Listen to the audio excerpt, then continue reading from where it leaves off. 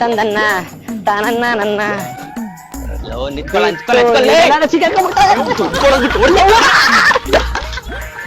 ಮರವಾದೆಯಿಂದ ನಂಗೆ ಕೊಡೋ ದುಡ್ಡು ಕೊಟ್ಬಿಡು, ಇಲ್ಲಾಂದ್ರೆ ಈ ಸೀರೆನ ಈ ಸೀರೆ ಮಾಡ್ಬಿಟ್ಟು ದುಡ್ಡು ತಗೊಂಡ್ ಕೊಟ್ಬಿಡ್ತೀನಿ ಸುಮ್ಮಿರ ಕೊಟ್ಬಿಡು ಅಂತ ಹೇಳ್ತಾರ.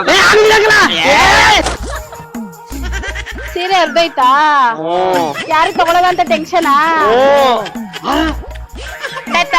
ನಾನೇ ರೇಷ್ಮೆ ಸೀರೆ ಕೊಡ್ಮ ಅನ್ಬಿಟ್ಟು ತೆಗ್ದಿಟ್ಟಿನಿ. ಹಂಗಾರೆ ಬಾ ಮಂತೆ ಒಳ್ಳೆ ಜಾಗ ಕರ್ಕೊಯ್ತೀನಿ. ಬೆಂಗಳೂರಲ್ಲೆಲ್ಲ ಬಿಟ್ಬಿಟ್ಟು ಇಲ್ಲಿಗೆ ಕರ್ಕೊಂಡ್ ಬಂದಿದ್ದೀರಾ?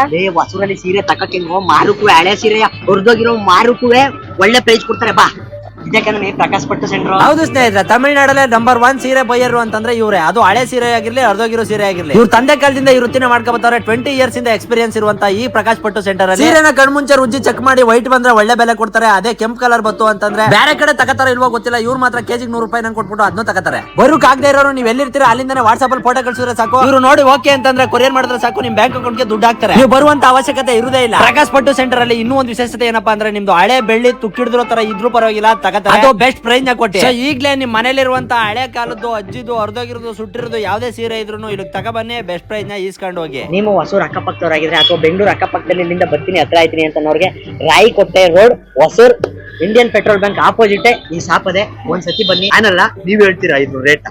Thank you. Bye. Video share ಮಾಡಿ.